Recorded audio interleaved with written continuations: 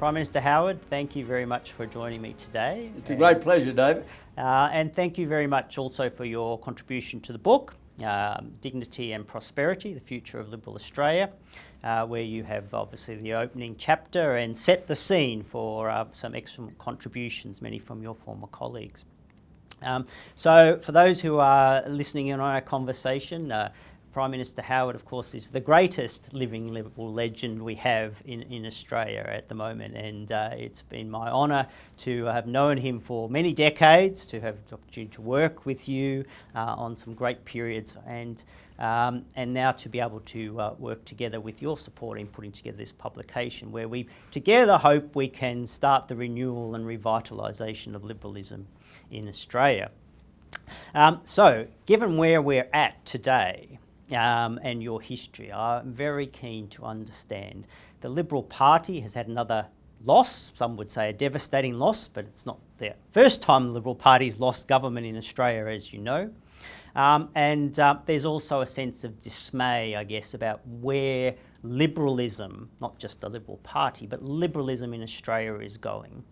And you have two experiences I'd like to touch on. First is the liberalism experience. You've seen it during periods of strength, periods of weakness, periods of influence and waning. But also I think people are very interested to know your personal experience because of where we're at. So therefore my first question to you is one I think most Australians would like to know. How did you endure for such a long period of time all the challenges, the threats, the attacks that came to you personally and to the cause that you so brilliantly and steadfastly have believed in for so long?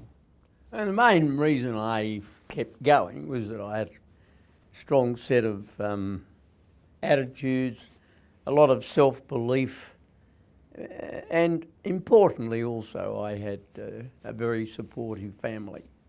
And it's not easy in public life when things go bad, and they always go bad at some stage, if you don't have a supportive family. And I was wonderfully supported by Jeanette, and she had many interests in life, and two of them worked out to be very well. Very well. One of them was she quite liked politics. Oh, that's good. Some husbands and wives don't like politics. No, it's true. And she also liked cricket. Oh, well, that's so into the bargain, share, yes. I guess she liked me too, but I owe so much to her, and, yes. and the emotional support she extended when things were crook, also when things were going well, and I'm very happy to have been well cared for in life with my wife and three children. I suppose the other, and obviously less important consideration, is that I experienced a period of government and a period of political success at the front end of my career. The dark years were in the middle. Yes. Because I became a minister within 18 months of entering Parliament, and I owe that to the generous assessment Malcolm Fraser made of me. And although Malcolm and I later on would have some differences, I've always been very grateful to him for the courtesies and the favouritism, if I can put it that way, that he extended to me, because I became a minister after the defeat of the Whitlam government, and I was made treasurer in 1977, and I'd only been in Parliament then for 3.5 years, so I was very fortunate, and I had a period of years after that in government, and then we went into opposition for those terrible 13 years. Yes. And opposition is depressing, it's challenging, it's debilitating. What kept me going in that opposition period was an interest in policy, and this is where I fall back on my bedrock belief that politics, more than anything else, is a battle of ideas. And once you stop seeing it in those terms, you might as well get out. And if you don't see it in those terms at the beginning, I question why you're there. in the first place, because it's not a public relations exercise, although public relations is very important, but too many people now fail to see the battle of ideas as the crucial element, and that's something that the Liberal Party must always remember, and it's something to always return to when the party's going through a difficult period. Well, I couldn't agree with you more, and part of the contribution of the book is hopefully to kickstart a lot of debate around policy areas and the principles that underpin us as liberalism, and hopefully also start the process of renewal and revival. And I would hope, and I fervently believe, and I think most of the contributors to the book came to a similar conclusion to yourself, Prime Minister, that we are, as Liberals, optimistic. Liberalism is an optimistic philosophy. Agree. It puts its faith in the capacity of individuals rather than the collective. And if that's your starting point, then the sky's the limit, as the saying goes.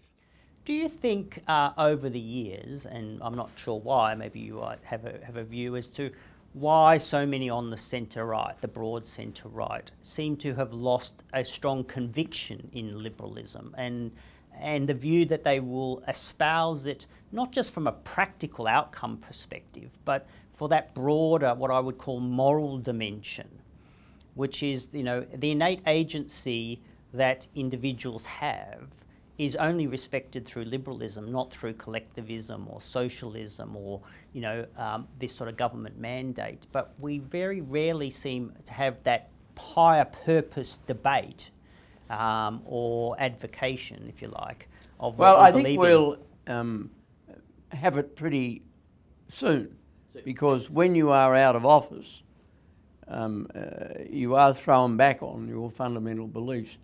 And the other caution I would enter is not to get too depressed.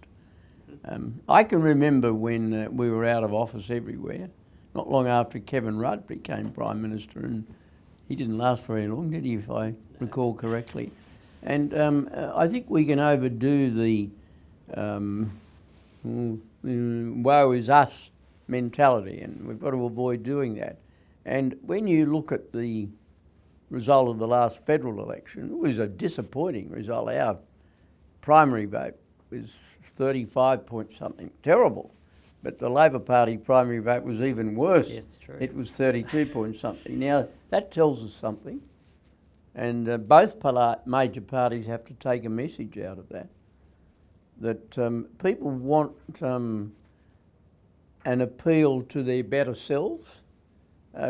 Australians are rightly sceptical and cynical on occasions. We have that deep deposit of Celtic scepticism, sort of what's he want attitude, but equally they are moved by appeals to a higher purpose. And if you base what you are arguing for on the importance of individual enterprise and liberty, simple patriotism, there's nothing shameful about nationalism.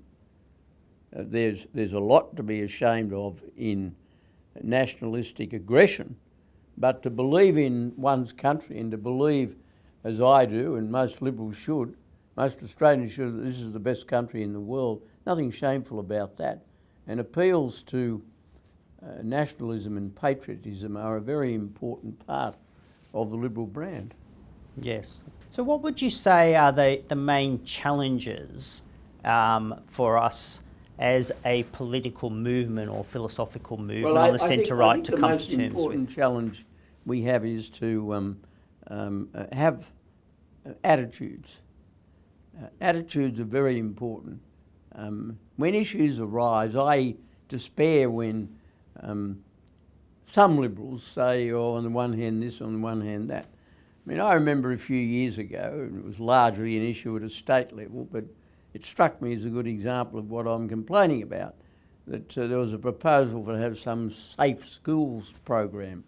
And I mean, it just offended so many people, including large numbers of Labor voting parents too, wasn't just.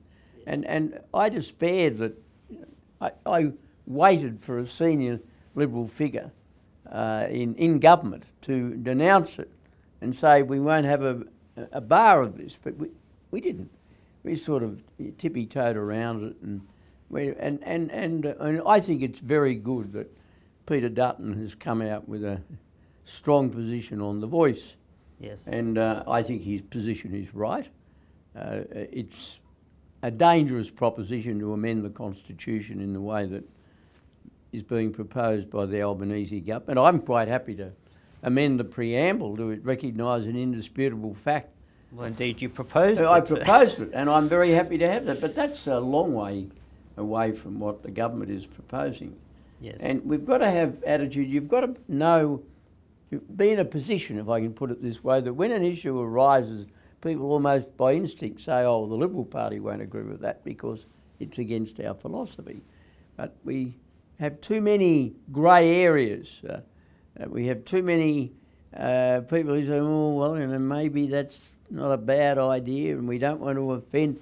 We should never define ourselves in reaction to what others say of us. We should always define ourselves from a position of being on the front foot, of saying we are against this because it doesn't accord with our philosophy. We are in favour of this because doing it will better serve the interests of the nation. Correct. You've touched on in your chapter, and you've said so publicly a lot as well since the election defeat, that, and we'll talk here a bit about the party, but also who represents it, that the party has become far too taken over by internal factionalism. The review post-election talked about not being fit for purpose.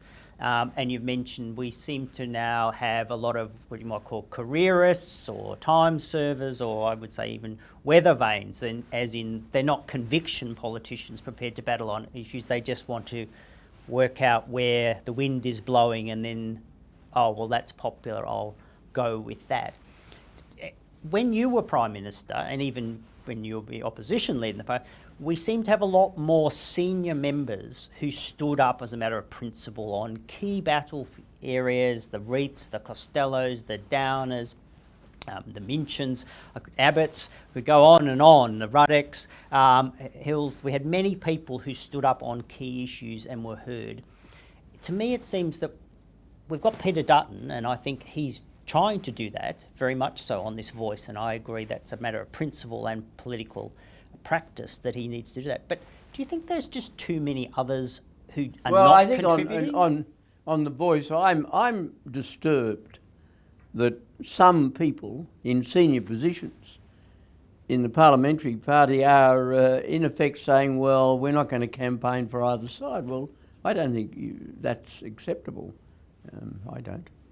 I think you've got to, once the party's taken a position, and this idea that you have a conscience vote or a free vote on the voice is ridiculous.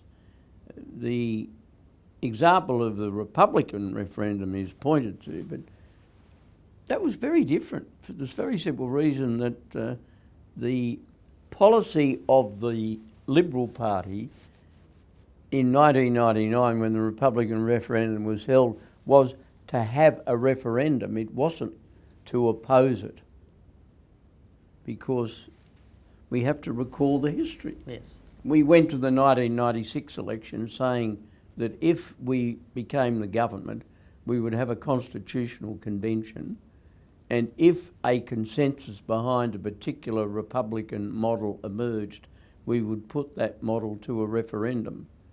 Now, self-evidently, therefore, there was no government position.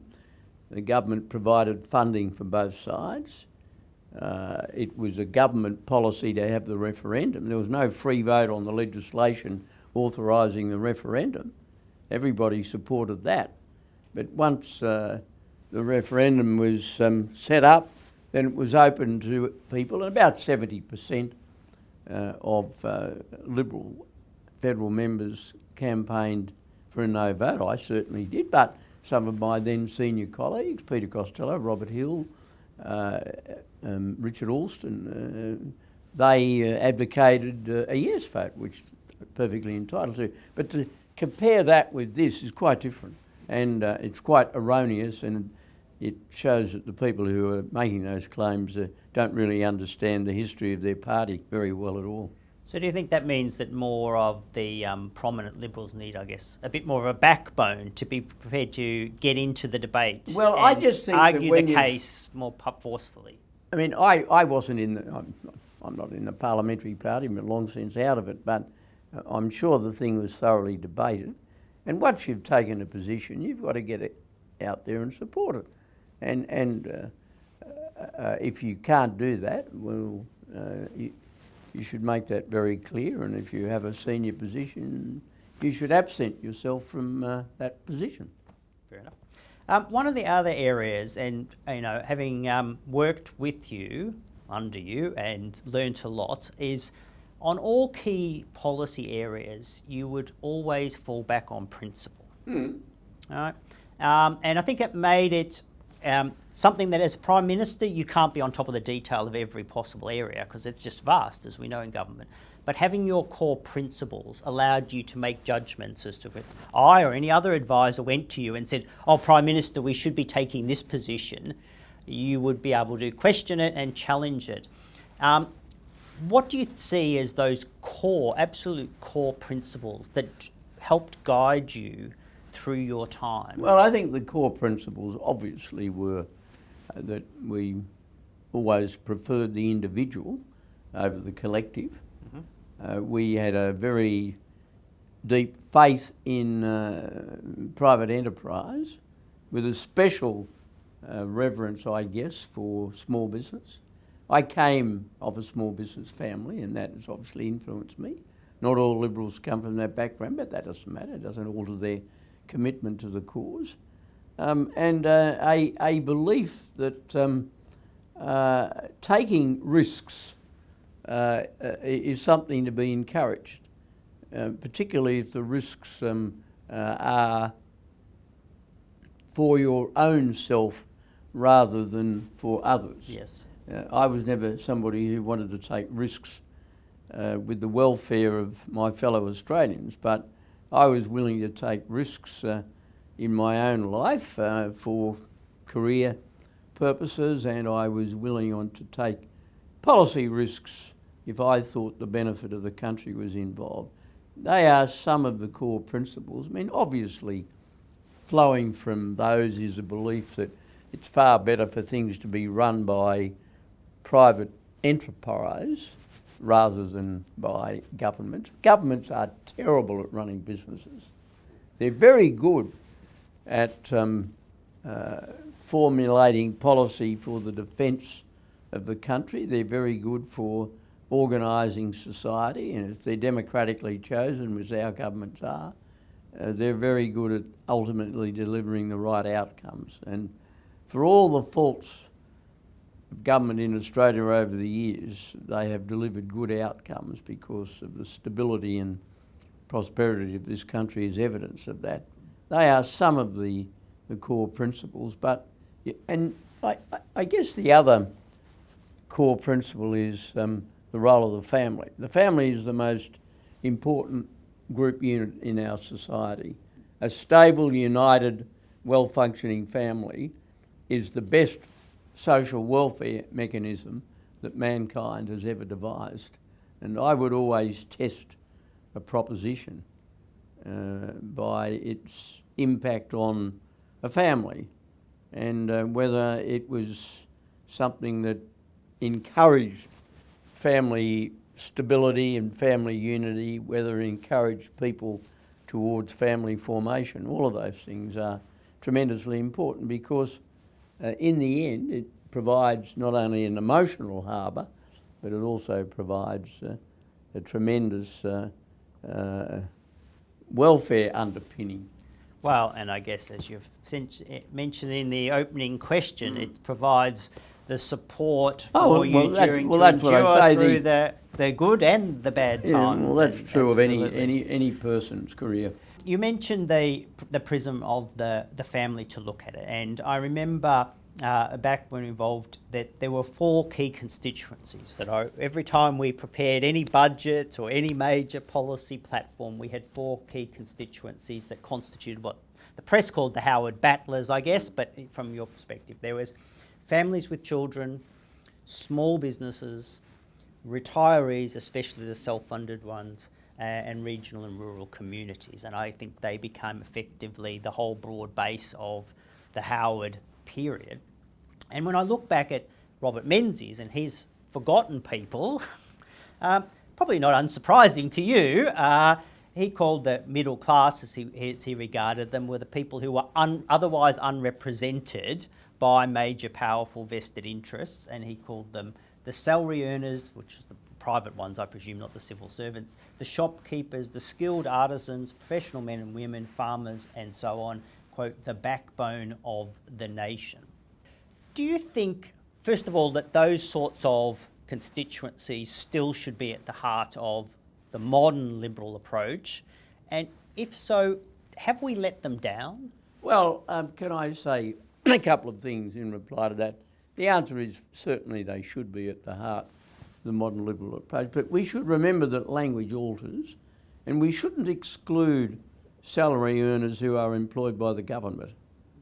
I mean, we quite rightly criticise the unnecessary expansion of the public service, but there are hundreds of thousands of public servants who are good liberals and who strongly support the Liberal Party and who work in a very conscientious manner for their various government agencies. So I don't, in a blanket way, want to see them excluded.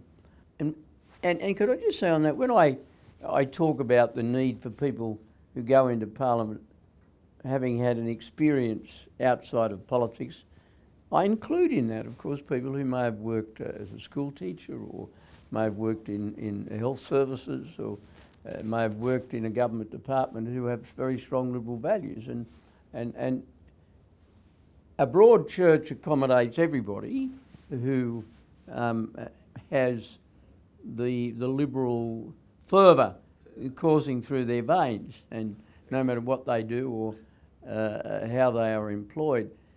When I look at the language that Menzies used, it's different language, but not so different as not to see in his reference to the forgotten people what I had in mind in my, when the expression Howard Battlers. When the Howard Battlers was an expression first attached really to people who'd previously voted Labor, who swung behind us in 1996. I mean, I think of people in a seat called Lindsay, which was won by Jackie Kelly, and it was in the western suburbs of Sydney. It was based on Penrith and the places surrounding, which had never voted Liberal before, never.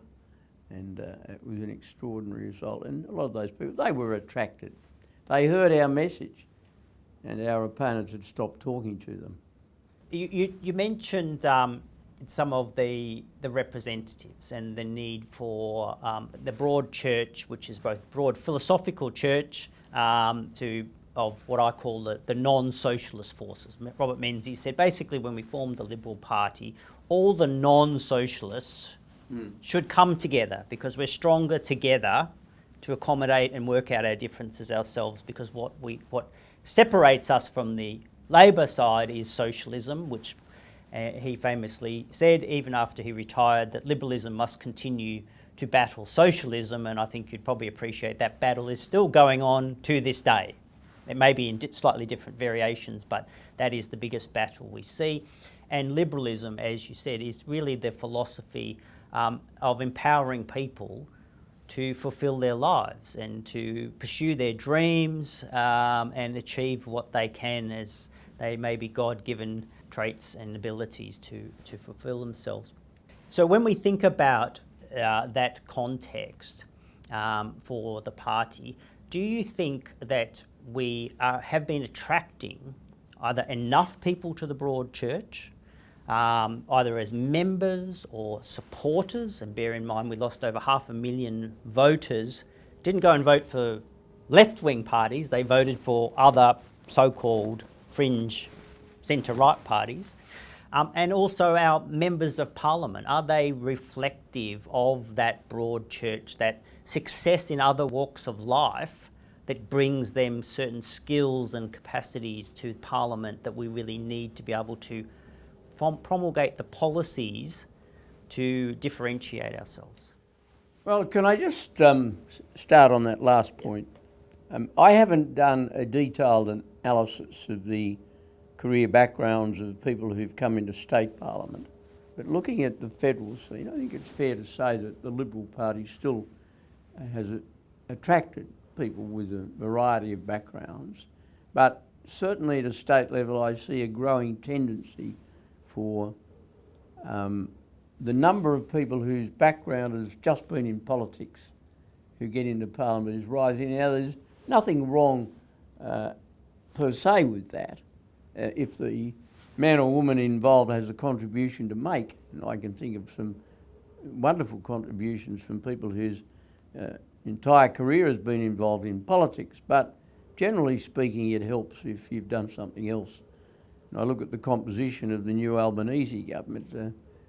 On a quick survey, I think the only senior figure in it who's exclusively had a non-political career background is the Attorney General, Mark Dreyfus, who was a very eminent lawyer and became a Queen's Counsel, now King's Counsel, before entering Parliament. Now others have had attenuated careers in the law and other pursuits, but most of them, if you dig down, had a union background or and working in the corporate relations section of a large company which deals all the time with politicians. I think your viewers will get my meaning. Now, I have to choose my language carefully because you have to look at each individual. Of course. But the rise of people whose entire career background has been in politics is unmistakable. Now, I think that's a bad trend.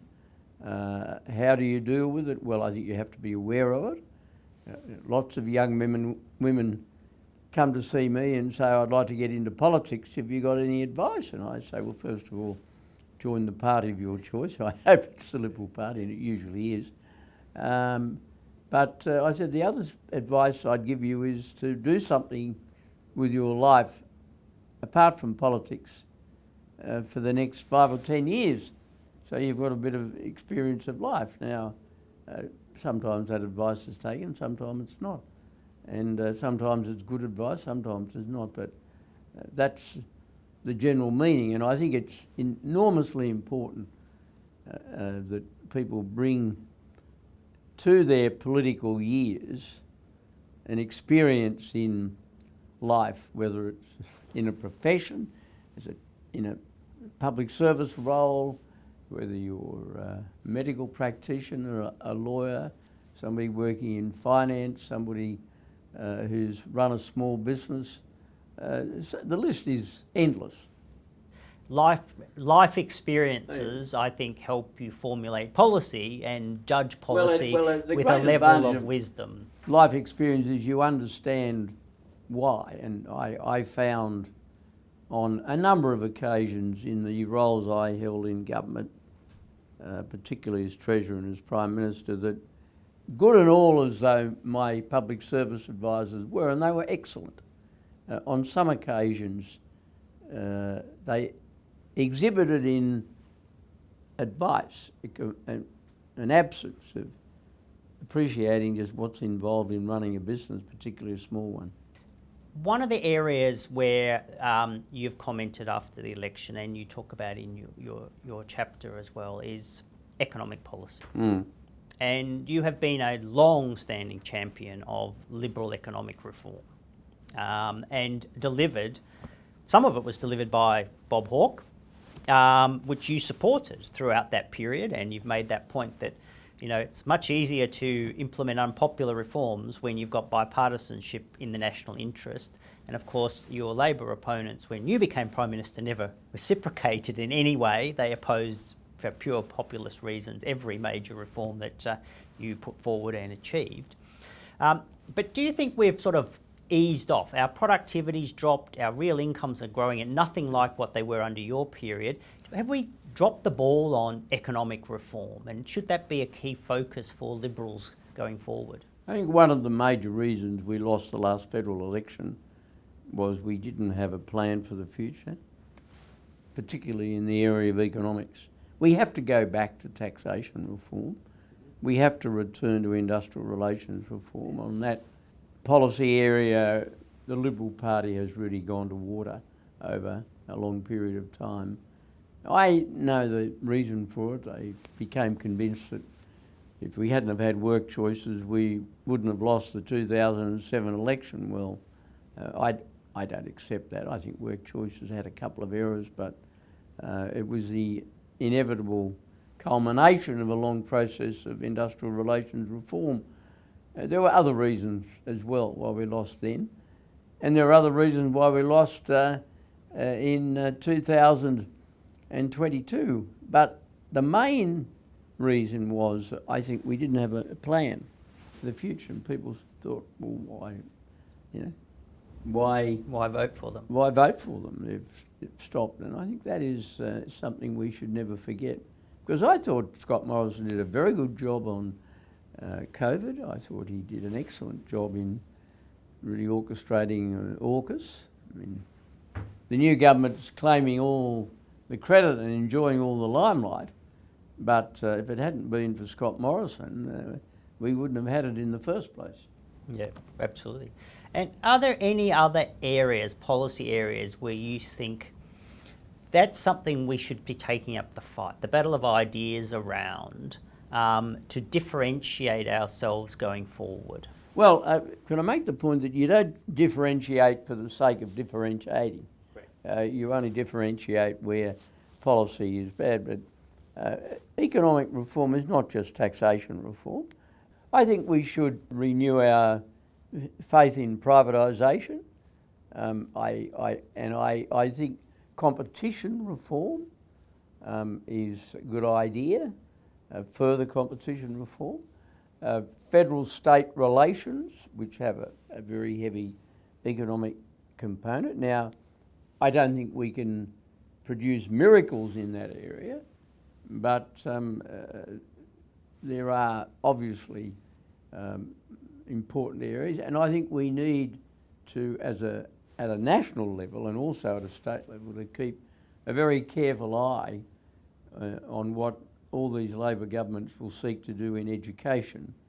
Now, not only must we uphold parental choice in education, and I'm very proud of the fact that this country offers parents a big choice, and I say that as somebody who's the very grateful product of the New South Wales public education system, and it was a very good system when I was a beneficiary of it. I'm not saying it's still a very good system, but there's a lot of ideology in the teacher unions in this country, and now that they've got their hands on the levers, we've got to watch that very carefully, because a lot of cultural issues can creep in. How often do you hear the lament of, what are kids taught at school? Well, I just hope they're taught the sort of things that fit them for future life, but also taught civics, taught simple things like good manners and the things that you took for granted in public education, certainly in this state years ago. And I hope it's still the case. Okay.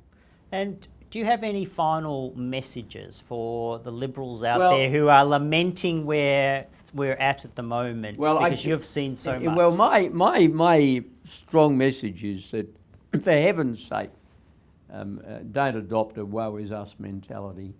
Sure, we're out of office. We lost power in New South Wales, but we lost power in New South Wales with decency and dignity. I thought Dominic Perrottet did a remarkable job, but he came second. And in politics, you don't come second, you either win or you lose. But he did it with style, and the Labor Party has a small majority, but always expect the unexpected in politics. I can remember there was a change of government in New South Wales in 1976 when Neville won by one seat, and people thought, oh, he won't last long. He didn't last a very long time.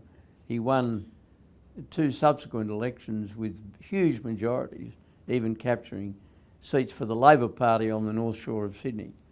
So you can never predict it. But on the other hand, on the bright side, this idea that, oh, you've got wall-to-wall Labor governments, that doesn't last very long. It's happened before, and I mentioned earlier that I think it was briefly the case with Kevin Rudd, and look what happened to him at the hands of his own party. But so the first message I say is, please don't despair. Second message is a familiar one but a relevant one, and that is to return to the basic values of our party and apply those values, but don't be frightened to take a position. Don't imagine for a moment that the path back is to make yourself as indistinguishable as possible from the Labor Party. There are too many people in the Liberal Party who say, oh, don't do that, or don't say that because it makes us look too different from the Labor Party. And they're in power and we're in opposition, so they must be right, therefore we must be wrong. Now that's the consequence of such an attitude, and I think it's to be abhorred. Absolutely. Well, thank you very much, Mr. Howard, for your time and for all your service to the nation. We look forward to it continuing for a very, very long time. Thank you. Appreciate it.